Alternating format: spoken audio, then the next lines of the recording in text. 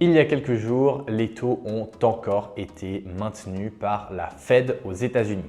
Cependant, la plupart des gens oublient de regarder cette data-là. Je parle de l'expected rate à la fin de l'année.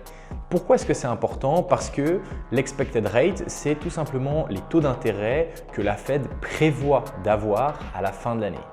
Et logiquement, s'il prévoit par exemple d'avoir un taux d'intérêt de 3, 3,9, voilà, c'est pas très important. On peut calculer le nombre de baisses qu'il compte faire jusqu'à la fin de l'année. Et ça, c'est très important parce que même si actuellement, à chaque fois, c'est la même chose, c'est-à-dire qu'il ne baisse pas les taux d'intérêt, eh bien, le marché va regarder l'expected rate pour savoir si, au fond, il continue à se dire « ok, on va avoir plusieurs baisses des taux, etc. » ou plutôt dans le sens contraire, ils se disent « bon, on va calmer le jeu, on va avoir moins de baisses des taux ».